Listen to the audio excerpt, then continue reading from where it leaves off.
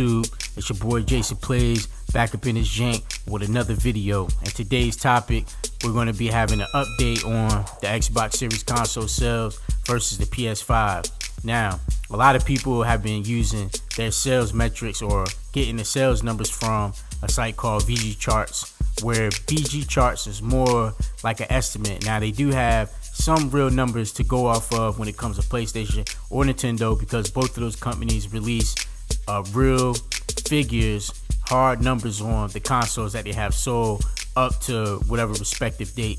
And Microsoft, since the Xbox One generation, has not shared their console sales.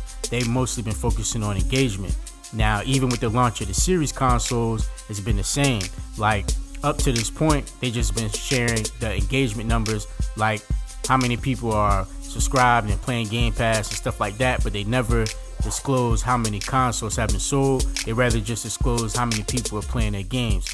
But recently, Phil Spencer had an interview where he actually disclosed some sales numbers or the shipment numbers of the Series consoles to give us a more accurate view on how the Series consoles are doing versus the PS5. Now, most people believe that the PS5 is just destroying the Series consoles, Xbox Series S and X, but what we've come to find out with the numbers that were released or spoken about from Phil Spencer, we realized that the consoles are a lot closer than what people originally thought.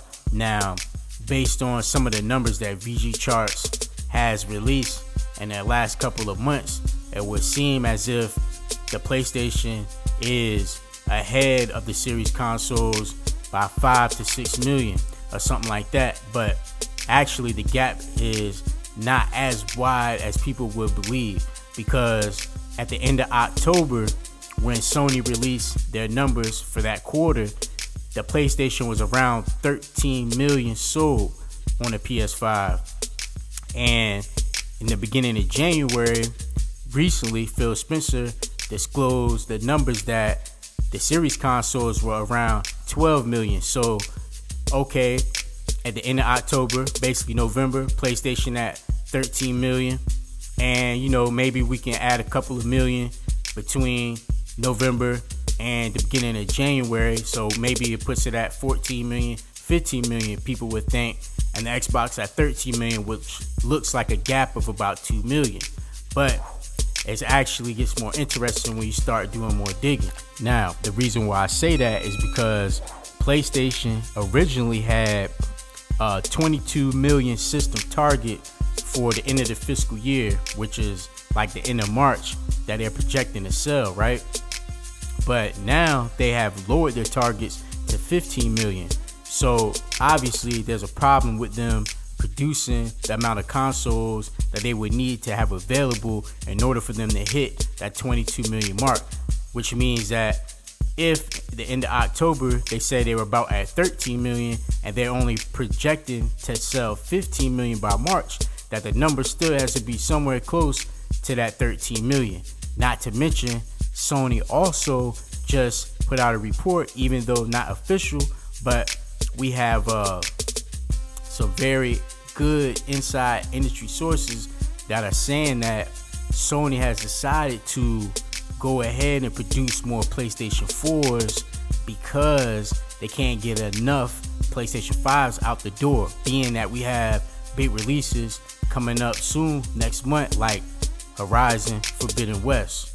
And if they don't have a lot of PlayStation 5s for people to buy this title for, obviously the game is also going to be available for PlayStation 4. So for that reason, the components for the PlayStation 4, I'm assuming, are readily available. So they feel as if they need to just go ahead and produce some PlayStation 4s, so that way they can accrue the sales for that game that they feel is appropriate. Another crazy thing about the situation concerning Microsoft is that even with the component shortages, Phil Spencer noted that Xbox has sold more of the Series console systems to this point than any previous Xbox up to this point, which means technically that the demand for these consoles are through the roof, proving that the gaming industry is growing. So what I'm trying to say is that even though there's a component shortage, they have still sold more series consoles than they have any Xbox up to this point, which means that the production level is still up to where it was years ago at the launch of the Xbox One. It's just that there's so many more people who want to purchase one of these next gen systems, and so the industry is growing, which is great for the gaming industry as a whole. So to recap what I just said, Sony did have sales targets of 22 million in the fiscal year in March, and they said in October that they were at 13 million, and then they had to take back their sales targets and bring them down to 15 million, and that Microsoft just said that the series of consoles are at 12 million. So that means that the gap is probably 1.5 to 2.5 million the most between each console, which technically means that they're both running neck and neck, which is great for both companies. It's great for the consumers because that means that we have competition, which means better products and services for us in the long run. And another side note that's a good thing here for Microsoft is that the strategy that they chose of making a Series S console and the X console seems like it's turning out to be good. And the reason being is because, yes, there's more S's on the shelves than X's, but it's still accounting for sales within the same generation. So I'm guessing that the components for the S are more readily available than they are for the X. And even though the X may be hard to find, just like the PlayStation 5, the S's are there, which is helping them accrue sales and move forward in this generation. So how do you feel about the current sales figures of both consoles, and how do you think that them being so close will affect competition into the future? Do you think it will be a good thing or a bad thing? Do you think it's a great thing for the industry or a bad thing for the industry? Let me know in the comments below. And the next topic I want to speak on briefly is my thoughts on Game Pass throughout 2021 and a little bit of what's coming in 2022, as well as Sony's rumored Project Spartacus, which is their answer to Game Pass, even though they mentioned that they weren't interested in a Game Pass style service in the beginning. But I guess after viewing the success and seeing the consistent success that Game Pass service is having for Microsoft and for the developers that are involved, Sony sees this as an opportunity that they can also take advantage of as well. Now, with Project Spartacus is still rumored, and we believe that there's going to be 3 tiers. The first tier is pretty much what's available now, which is PlayStation Plus, and also the PS Plus collection, which is available on PlayStation 5. A second tier, which would include PlayStation Plus and a large catalog of PS4 games, along with PS5 games coming later. And finally, a third tier that may include things like extended demos, game streaming, PS1 through PS3, and PSP games as well. Now, I'm not sure if people want to pay an extra amount of money just to unlock a switch in the system where it allows you to play PlayStation 1 through PSP games.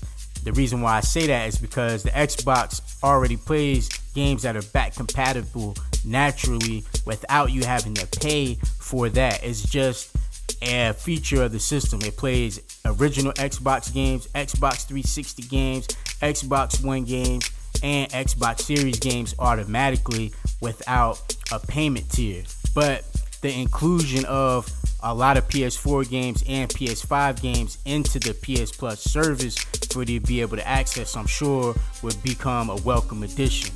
Now, my thoughts on Game Pass for 2021 is pretty positive. I mean, one advantage of the Game Pass service that hasn't been mentioned with the rumor of the Sony codename Spartacus program is that, yes, you do have a library of games that you can access on Game Pass through the cloud to all your devices, as well as be able to download the games to your console. But they also have something called day and date releases. So in 2021, we had games like Back 4 Blood, Halo Infinite, Flight Simulator, Psychonauts 2, Age of Empires 4, MLB The Show 2021, Outriders. These games were day and date. In other words, when the game launched on all the consoles, PlayStation, Xbox, and PC, it was also available on the Xbox service Game Pass day one as well.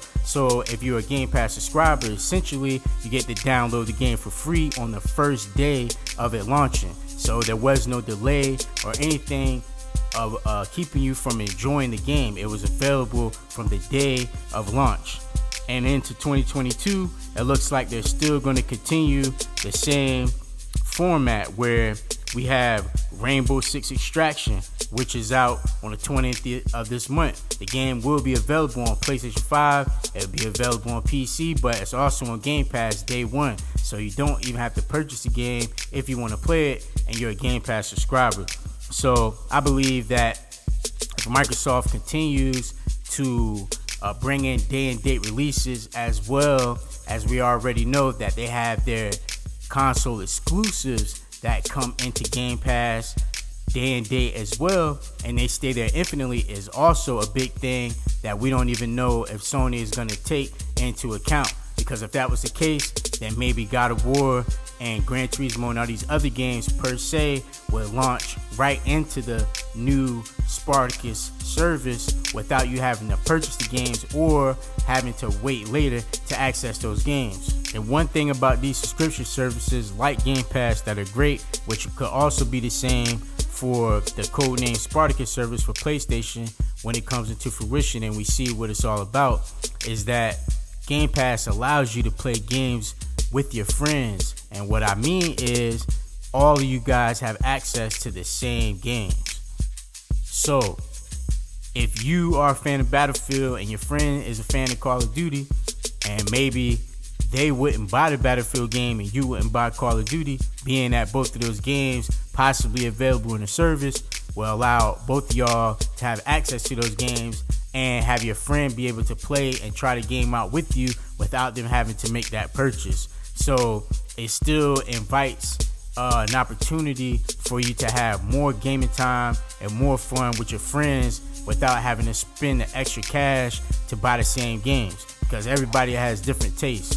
And so Game Pass is still a force to be reckoned with, and for the Project Spartacus program to be up to par with Game Pass, you know, they're going to have to check some of those same boxes, especially the day and date releases and all exclusives appearing in the service day one. So how do you feel about the rumored Project Spartacus program for the PlayStation platform, and what do you think the features that they should incorporate to have it compete with Game Pass to be as good or even better, even concerning the price? And how do you feel about Game Pass up to this point? Let me know in the comments. And if you like this content, please like, share, and subscribe with your friends. And remember, play games, not brands. I'm gone.